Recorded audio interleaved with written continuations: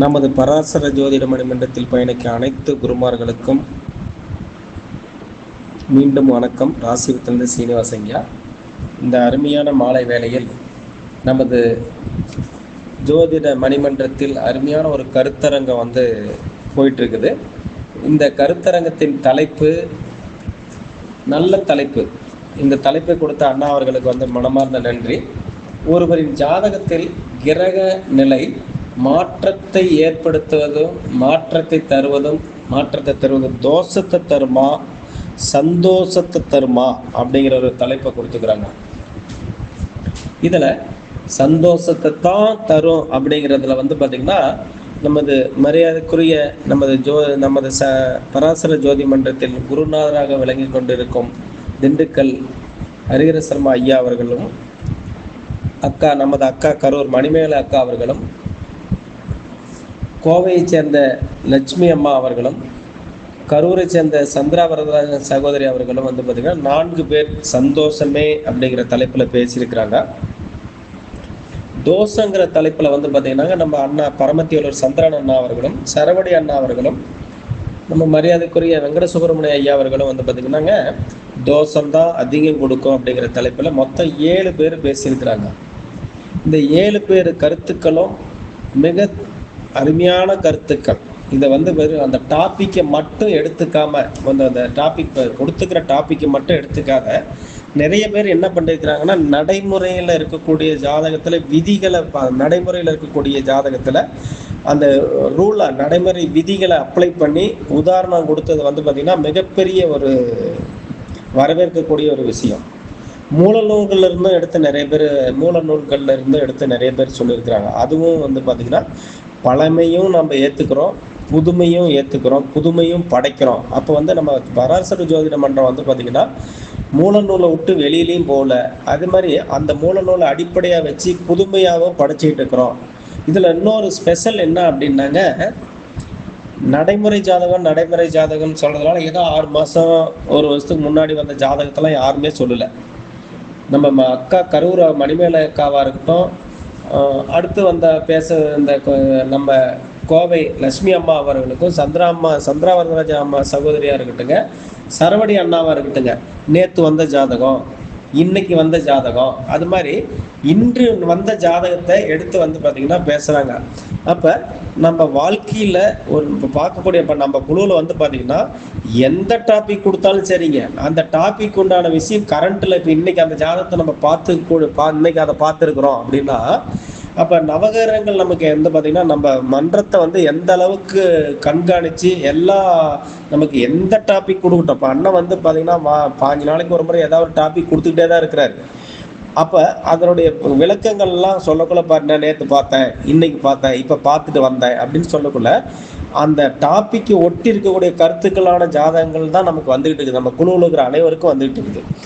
அப்போ நம்ம கரெக்டாக போய் நம்ம குழுங்கிறது பார்த்தீங்கன்னா நவகிரகத்தை ஒட்டி கரெக்டாக போயிட்டு இருக்கிறோம். நவகிரக ஆசிகளும் நம்ம பராசர ஜோதிட மணிமன்றத்துக்கு பார்த்தீங்கன்னா சிறப்பு செஞ்சுக்கிட்டு இருக்குது. நம்ம மன்றத்தை நவகிரகங்களும் சிறப்பு செஞ்சுக்கிட்டு இருக்கிறது யதார்த்தமான ஒரு உண்மை. அதனால நடைமுறை இப்போ பார்த்த ஜாதகம், இன்னைக்கு பார்த்த ஜாதகம், நேற்று பார்த்த ஜாதகம் அப்படின்னு சொல்லி எந்த மாதிரி டாபிக் கொடுத்தாலும் அது மாதிரி ஜாதகம் நமக்கு வந்துகிட்டு இருக்குதுங்க. இப்போ நடைமுறையில் கிரக மாற்றம் தோஷத்தை கொடுக்குமா சந்தோஷத்தை கொடுக்குமா அப்படிங்கிற ஒரு இறுதி கட்டத்தை நாம நெருங்கிட்டோம். இப்ப நம்ம ஜோதிடத்துல பாத்தீங்கன்னா தோஷங்களுக்கு ரொம்ப ரொம்ப ரொம்ப ரொம்ப முக்கியத்துவம் கொடுக்குறோங்க.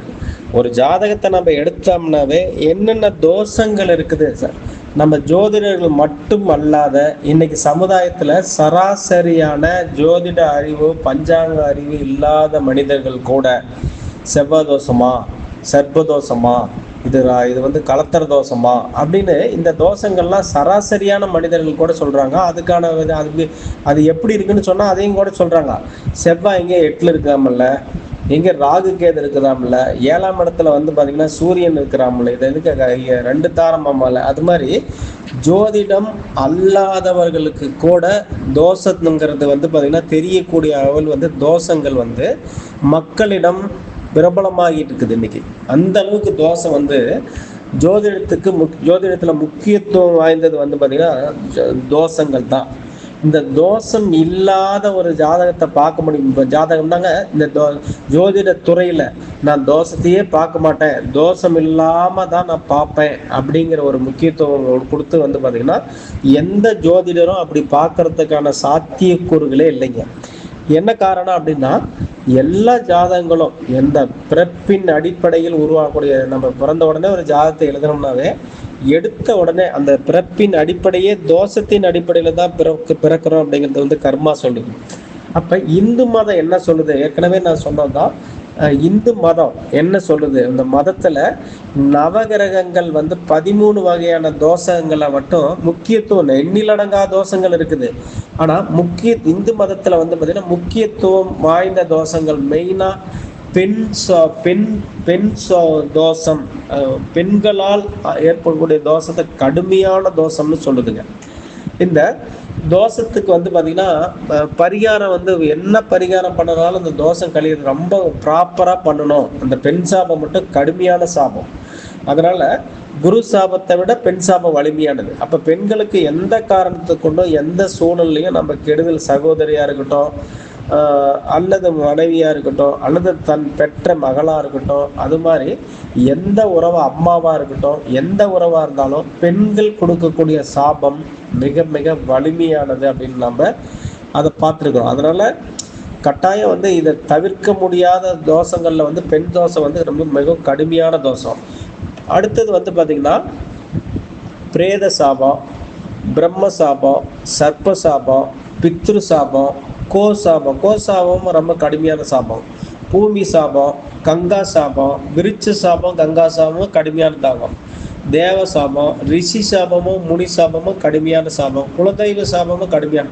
அப்ப இத்தனை சாபங்கள், தோஷங்கள் வந்து பார்த்தீங்கன்னா 13 வகையான முக்கியத்துவம் வாய்ந்த தோஷங்கள் இந்து மதத்துல கூறப்பட்ட. இன்னும் நிறைய தோஷங்கள், எண்ணிலடங்கா தோஷங்கள் இருந்தாலும் இந்த 13க்கு வந்து பார்த்தீங்கன்னா ரொம்ப ரொம்ப ரொம்ப முக்கியத்துவம் கொடுக்குறாங்க ஜோதிடத்துறையில.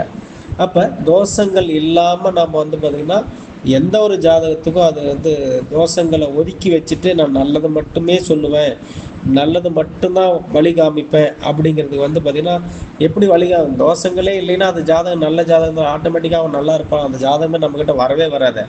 ஜாதகம் ஒன்று நம்மக்கிட்ட வருதுன்னாவே அது சிக்கலான ஜாதகம், பிரச்சனைக்குரிய ஜாதகம் தான் வந்து பார்த்தீங்கன்னா வருதுங்க.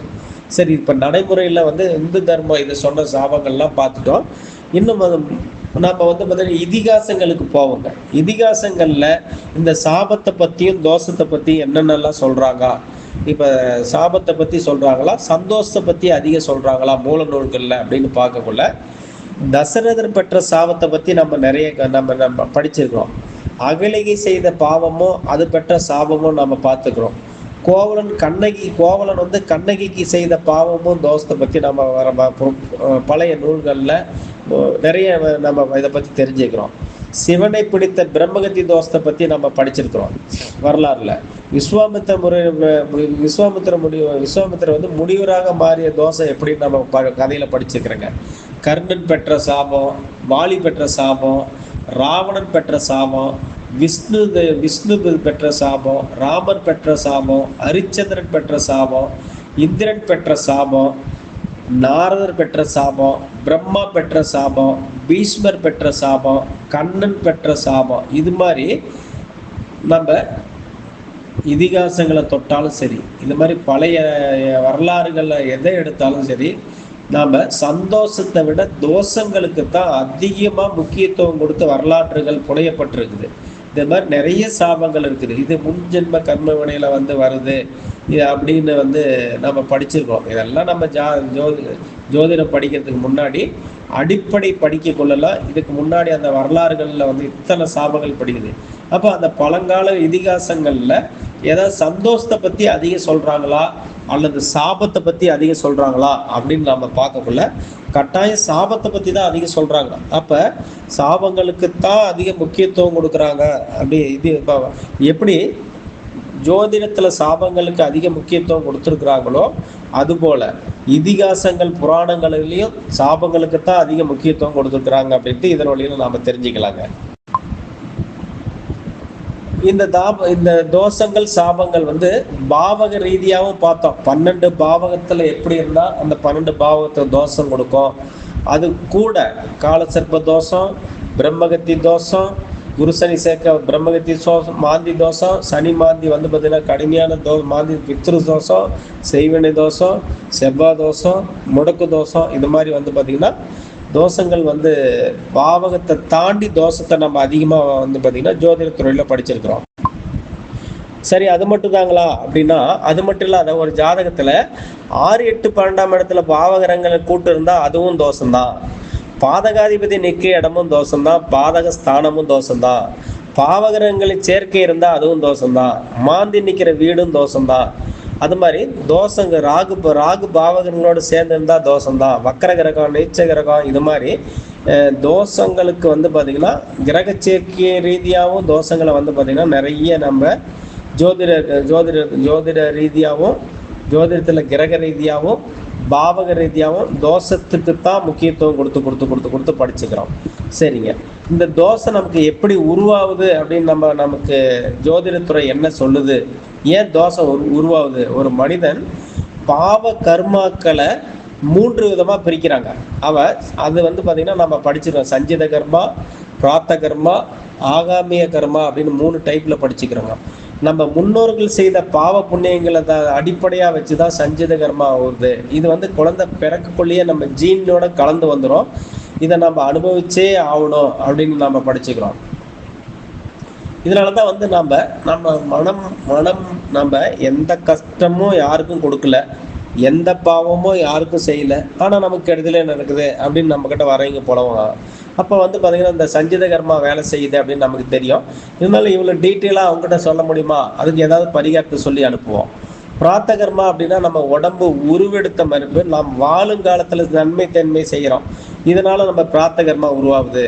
ஆகாமிய கர்மா வந்து புற நிகழ்ச்சிகளை மயங்கி, இச்சைக்கு மயங்கி, நமது மனம் மொழி செயலால் திரும்ப வந்து பார்த்தீங்கன்னா தவறான செயல்களில் ஏற்படக்கூடியதுதான் ஆகாமிய கர்மா அப்படின்னு நம்ம வந்து கர்மாவை 3 வகையா பிரிக்கிறோம். கருவமைப்பில் வழிவந்த வினைப்பதிவு சஞ்சிதமாம், உருவெடுத்த பின் கொண்ட வினைப்பதிவு பிராத்தமாம், இருவகையும் கூடியலும் புகுவினையே ஆகாமியமாம், ஒரு வினையும் மீன் போகா உள்ளடங்கி பின் விளைவாம் அப்படின்னு சொல்லி இந்த கர்மாவை பத்தி ஒரு பாடலும் நம்ம படிச்சிருக்கிறோங்க. அது மட்டும் இல்லாத காலபுருஷ தத்துவத்தை பிரகாரம் மேசம், கடகம், துலாம், மகரம் இந்த சரராசி இந்த பிறவியின் தன்மை, இந்த பிறவியில நமது தன்மையை காட்டும். அதே ரிஷபம், சிம்மம், விருச்சிக, கும்பம் அந்த ஸ்திரராசி போன பிறவியோட நன்மை தீமைகளை காமிக்கும். மிதுனம், கன்னி, தனுசு, மீனங்கிற உபயராசி அடுத்த பிறவியில நம்ம அனுபவிக்க போன நன்மை தீமைகளை வந்து பார்த்தீங்கன்னா காலபுருஷ தத்துவத்தின் அடிப்படையாக வச்சு இதை நம்ம படிச்சிருக்கிறோம். இந்த கருத்தை வச்சுதான் நம்ம பார்த்தீங்கன்னா அவரவர் லக்கணப்படி உள்ள நன்மை தீமைகளை வந்து நம்ம கண்டுபிடிச்சிட்டு இருக்கிறோம். இதுவரையிலும் நம்ம அப்படிதான் கண்டுபிடிச்சிக்கிட்டு இருக்கிறோங்க. இந்த விதியின் அடிப்படையில் தான் நம்ம என்ன பண்றாங்க, உபய லக்கணத்துல பிறந்தவங்களுக்கு கண்டிப்பா அடுத்த பிறவி உண்டு அப்படின்னும்,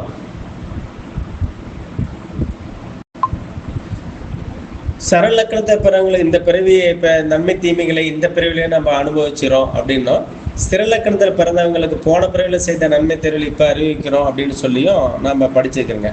இப்ப இந்த தத்துவத்துல தான் வந்து பாத்தீங்கன்னா தர்மம் 4 வகையான தர்ம தத்துவம் இதுல இணையுங்க. அதுதான் வந்து பாத்தீங்கன்னா தர்ம தத்துவம், கர்ம தத்துவம், காம தத்துவம், மோட்ச தத்துவம் அப்படி இந்த 4 வகையான தத்துவத்தை அடிப்படையா வச்சு வந்து பாத்தீங்கன்னா இந்த தோஷத்தை நம்ம கணக்கிடுறோம். அப்ப இதெல்லாம் எதுக்கு இவ்வளவு விரிவா சொல்றோம்னா எல்லாம் தெரிஞ்ச விஷயம்தான். தோஷத்தை வந்து பாத்தீங்கன்னா இப்படி எல்லாம் உருவாகி வருது அப்படிங்கிறது கணக்கிடுறோம் அப்படிங்கிறதுக்காக தெரியுதான். 1, 5, 9 திரிகோணத்துல வந்து பாத்தீங்கன்னா இந்த திரிகோண ராசி வந்து இருக்குதுல 1, 5, 9ங்க. இந்த திரிகோண ராசி இது சஞ்சித கர்மாவை குறிக்கும். இந்த சஞ்சித கர்மா வந்து பாத்தீங்கன்னாங்க இதை வழியா வரக்கூடிய தீமைகளை தோஷங்களை வந்து யாராலையும் தடுக்க முடியாது. ஆட்டோமேட்டிக்கா வந்து பாத்தீங்கன்னா நம்ம அனுபவிச்சே ஆகணும் அப்படிங்கறத வந்து பாத்தீங்கன்னா திரிகோண ராசியை அதை வச்சு நம்ம வந்து பாத்தீங்கன்னா கண்டுபிடிக்கிறோங்க. இப்போ இத்தனை தோஷமும் வந்து பாத்தீங்கன்னா ஒரு மனிதனுக்கு கெட்டது மட்டும்தான் செய்யுங்க. அவனுடைய என்ன நல்லது பண்ணாலும் அவனுடைய நடைமுறை வாழ்க்கையில குணத்தால செயலால் அவன் என்ன நல்லது பண்ணாலும் அவன் கர்மாவின் அடிப்படையில் அதை அந்த கணக்கு போட்டு அது கெட்டது மட்டும்தான் செஞ்சுட்டு வரும். அதுதான் தோஷத்தை உருவாக்கக்கூடிய, தோஷம் உருவானதும் இந்த தோஷத்தை அனுபவிக்கக்கூடிய முறையும் பார்த்திங்கன்னா நம்ம பார்க்குறோங்க.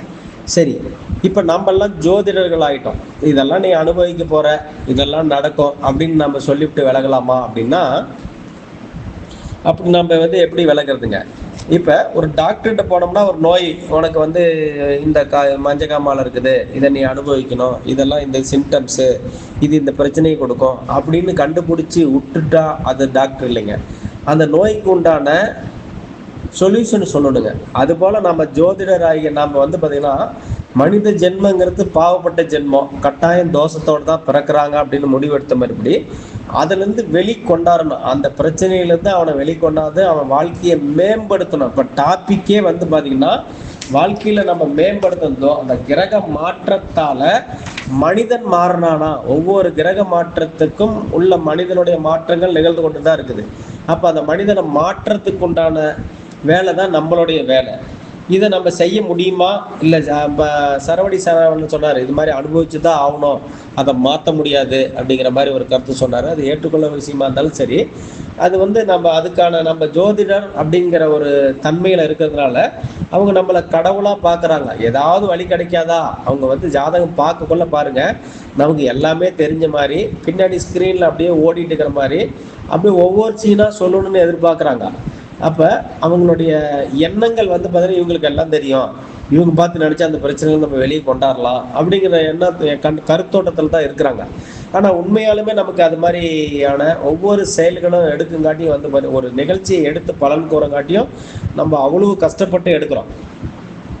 இந்த தோஷங்களை நிவர்த்தி பண்ணுறதுக்கு பார்த்தீங்கன்னா ஏதாவது பரிகாரம் இருக்குதா அப்படின்னு அடுத்த கேள்வி அதான் கேட்பாங்க.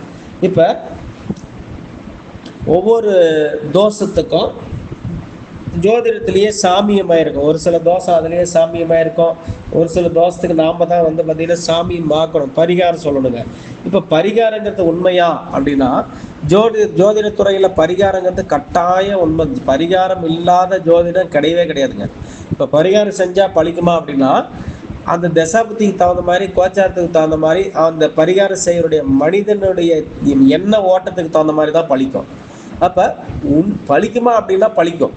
எப்படி பழிக்கும், எந்த காலத்தில் பழிக்கும், எந்த தன்மையில் வேண்டனா பழிக்குங்கிறது பார்த்தீங்கன்னா அது ஒவ்வொரு செயல்களுக்கும் மாறுபட்டு நிற்கும். ஆனால் பரிகாரங்கிறது கட்டாயம் உண்மை. இப்போ ஒருத்தர் போகிறோம், கால் பட்டுருச்சு, சாரின்னு சொல்கிறோம். இப்போ அந்த சாரிங்கிறது தான் பரிகாரம். இல்லைன்னா அவர் நம்ம மேலே உழைச்சி விட்டு போகிறோம் அப்படின்னு நினைப்பார் இல்லைங்களா? அப்போ அந்த சாரிங்கிற வார்த்தை தான் பரிகாரம். உடம்பு சரியில்லை, டாக்டர்கிட்ட போகிறோம், ஊசி போகிறோம், அப்போ மருந்து எடுத்துக்கிறது தான் பரிகாரம். மழை பெய்யுது, கொடை பிடிக்கிறோம், அப்போ அந்த மழை பெய்யறதுக்கு கொடை பிடிக்கிறது தான் நம்ம மேலே மழை தண்ணி வராதுங்கிறது, இதுதான் பரிகாரம். கால் சுடுங்கிறதுக்கு தான் செருப்பு போடுறோம், அப்போ அதுதான் பரிகாரம். அப்போ பரிகாரங்கிறது எல்லா நிலைகள்லையும் எல்லா செயல்கள்லையும் நம்மளை அறிஞ்சோ நம்மளை அறியாமலையோ நம்ம செஞ்சுக்கிட்டு தான் இருக்கோம். அதுக்கு தான் ஒரு விதியை ஆன்மாவால் சாதிக்க முடியாத காரியம் ஒன்று எதுவும் இருப்பதாக ஒரு பொழுதும் நினைக்காதே. அப்படி நினைப்பது சமயத்திற்கு மிகப்பெரிய முரண்பட்ட கருத்தாகும். இதை சொன்னவர் பார்த்தீங்கன்னா விவேகானந்தர். அப்போ விவேகானந்தர் எவ்வளவு பெரிய ஒரு இந்து தர்மத்தை போற்றி அவர் பெரிய ஒரு ஞானியாக இருந்தார். அப்போ ஆன்மாவால் செய்யவே முடியாதுன்னு ஒன்று நினைக்கவே நினைக்காதா அப்படின்னா பரிகாரம் மூலிமா ஒரு கெடு செயலை மாற்ற முடியுமா முடியாதா அப்படின்னு பார்த்தா இவர் முடியும்னு தான் சொல்கிறாரு. இப்போ நீ ஒரு விஷத்தை கூட ஏன்ட்ட கொடு, நீ ஒரு உறுதியுடன் ஒரு விஷத்தை கூட பொருட்படுத்தாமல் இருந்தால் பாம்பின் விஷம் கூட சக்தியற்றதாக மாறிவிடும் சொல்லி அதே விவேகானந்தர் சொல்கிறாங்க. அப்போ பரிகாரம் மூலியமா பார்த்தீங்கன்னா எந்த ஒரு செயலையும் மாற்றலாம் அப்படிங்கிறது பார்த்தீங்கன்னா விவேகானந்தர் சொல்லக்கூடிய கருத்து. இந்த பரிகாரத்தை நம்ம எப்படி பண்ணணும் அப்படின்னா மன ஈடுபாடு, மிகுந்த நம்பிக்கை, விடாமுயற்சி. இதை தெளிவாக இன்னும் கொஞ்சம் தெளிவாக சொல்கிறதா இருந்தால் பார்த்தீங்கன்னா ரொம்ப பெருசாக இருக்குங்க. சிம்பிளாக முடிச்சுக்கிறேன். இப்போ மன ஈடுபாடு ஒரு பார்த்தீங்கன்னா அதை வந்து நம்ம எப்படி செய்யணும் அப்படின்னா, நம்ம புராணங்கள்ல சரணாகதிங்கிற வார்த்தை இருக்கும், ஒப்பு கொடுத்தல் சரணாகதிங்கிற வார்த்தை இருக்கும்.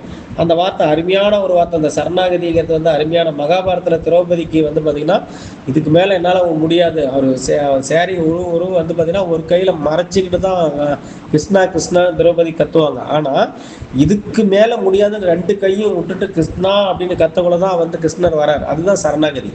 அப்போ அந்த மகாபாரதத்தில் வந்து சரணாகதிங்கிற வார்த்தை அருமையான. அந்த மாதிரி இறைவனிடம் சரணாகதி அடைஞ்சிட்டா கட்டாயம் நம்மளுடைய தோஷங்களை நீக்கிறதுக்கான விடையை அவரு பார்த்துக்குவாருங்க. இப்ப ஒரு சின்ன கதை. இப்போ ஒரு பையன் வந்து பார்த்தீங்கன்னாங்க, ஒரு சின்ன ஒரு லட்டு சாப்பிட்றான்.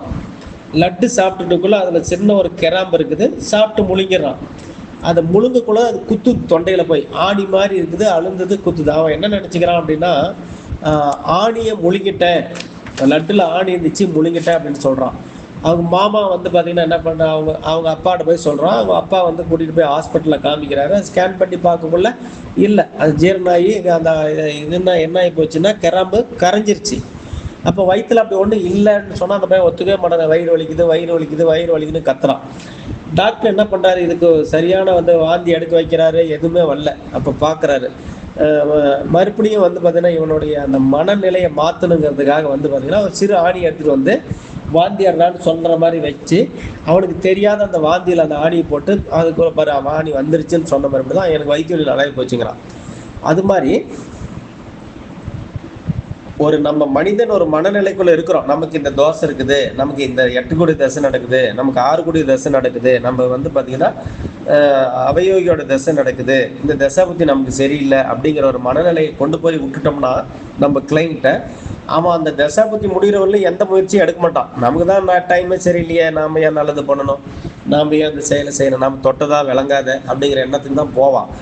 ஆனால் நாம் அப்படி செய்யக்கூடாது. அந்த டாக்டர் மாதிரி வந்து பார்த்தீங்கன்னா அதுக்கு அந்த அவனை அடுத்த கட்டத்துக்கு கொண்டு போனோம். அதுதான் மாற்றம்.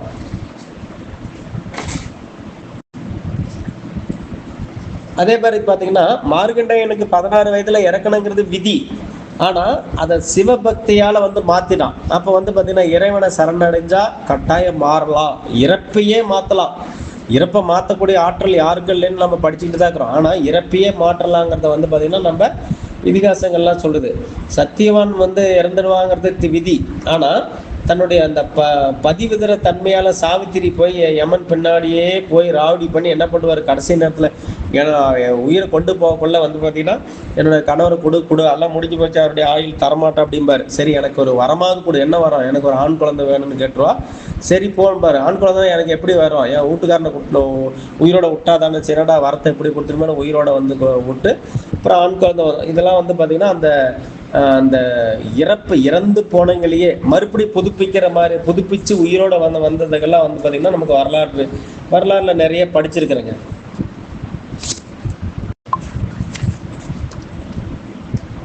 இது மாதிரி பரிகாரங்களை வந்து பார்த்தீங்கன்னா நம்ம மூல நூல்கள் என்ன சொல்லுது அப்படின்னாங்க, மணி மந்திரம் ஔஷதம் அப்படின்னு 3 டைப்பாக பிரிக்கிறாங்க.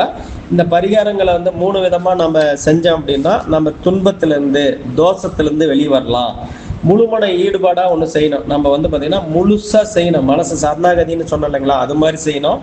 அடுத்து நம்பிக்கையாக செய்யணும், ரொம்ப நம்பிக்கையாக செய்யணும்.